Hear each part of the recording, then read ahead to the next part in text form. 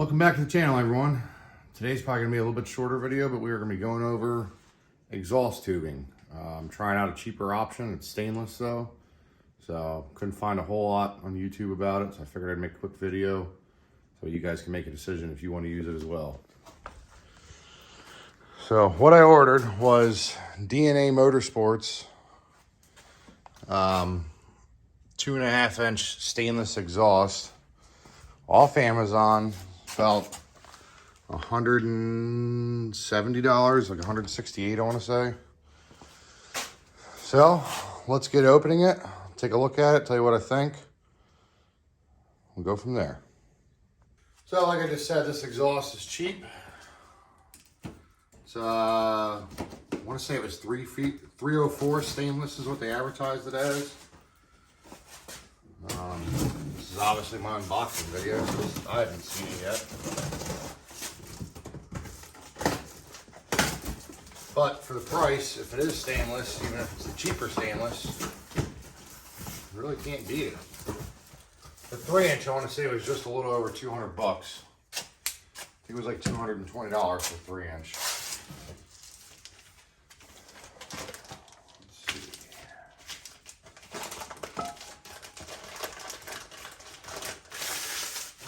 First straight, yeah, it's definitely stainless.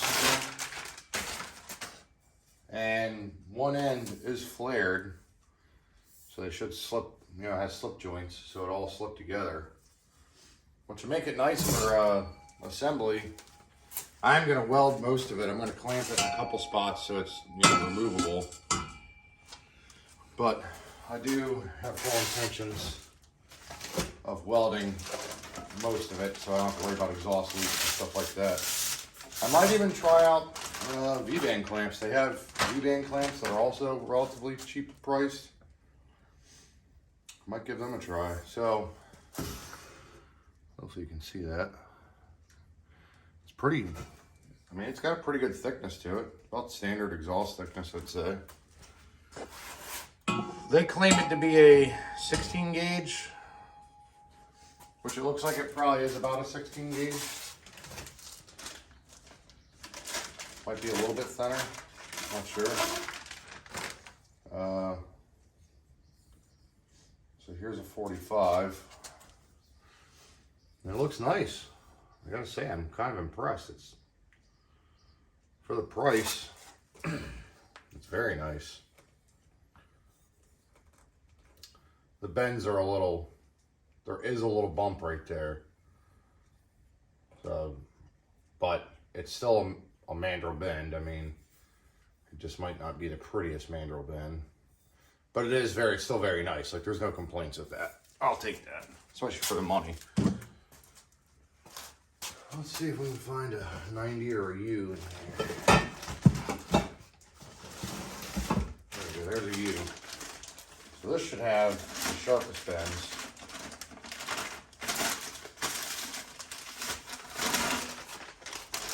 Oh yeah, no complaints there at all. That's very nice.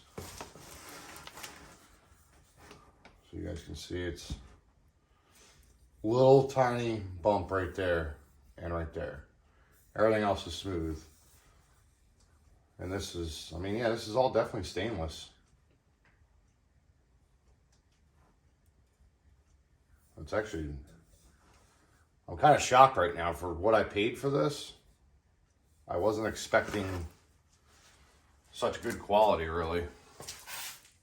I'm sure if you're watching this video, you know to buy a builder kit from Summit Racing or Jegs or Speedway Performance, any of them, they have nice builder kits. They're probably a little bit better steel, to be honest, but we're looking at like $300 to like $600, maybe even more than $1,000 for a nice stainless kit.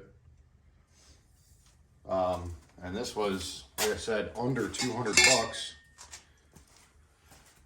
And it's stainless. A lot of the builder kits I was looking at from, like, Speedway Performance has quite a few selections. And they were around a little over 300 bucks for a mild steel. And then I found this and I said, well, for the money and it's half the price and it's stainless, I gotta try it. The only difference with this kit and Speedways kits is this is a 2.5 inch ID. So inside here is actually 2.4 inches. So it's not quite a 2.5 inch exhaust, but yeah, it slides together nicely. But my thought is, you know, I was gonna run dual 2.5 inch exhaust. And that is what I'm running. But the truck's only making 400-ish horsepower with the cam and everything that's in it. So 5 inches worth of flow and 2.5 on each side is gonna be plenty. So I can afford to lose that 1/10 of an inch. It's not gonna kill me. Now down the road, if I up the power and everything, which I plan on for the turbo, I'd have to change it, which obviously I'm going to change it anyway if I'm building a turbo kit. So for now, this will do. This will be a cheap way to get by. Here's one of the 90s. I think we've seen one of them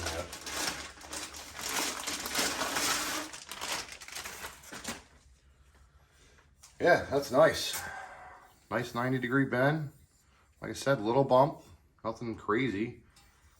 I can look down in there and there's, I mean, looks like it'll flow just fine. It'll let the exhaust out. Packaging isn't the greatest. I'll be honest about that. Packaging seems to kind of suck. I'm honestly surprised all this isn't all banged up. But there's the rest of it. I think there's, if I remember right, is there 4 U's? Oh no, okay, so there's 2 U's. I know, wait, there is 4 U's.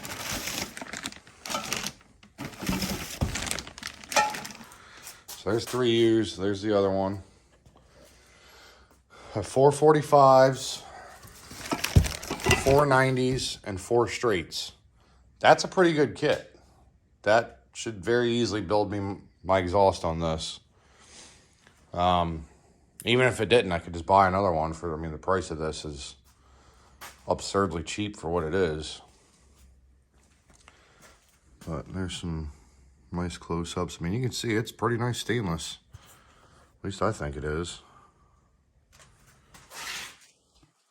It's not polished, but it's in, I mean, the corners are actually a lot nicer than the streets, as you can see, but they come in plastic wrap, I presume to keep from any corrosion starting. I mean, even though it's stainless, it still can start to corrode a little bit. Like I said, the packaging's not great. It comes in a flimsy box. I don't see any of the, I don't see any damaged ends, shockingly. And I ordered this off Amazon two days ago. It showed up this morning, so I figured I'd make a quick video.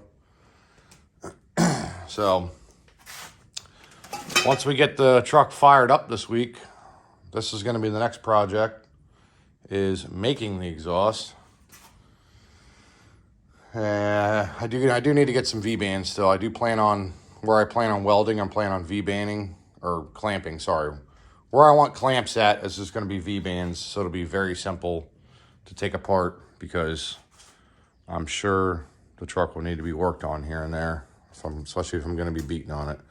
So, quick overview of the exhaust. Can't wait to get on there. Also, these are DNA headers, actually. So, it's same brand headers and exhaust now.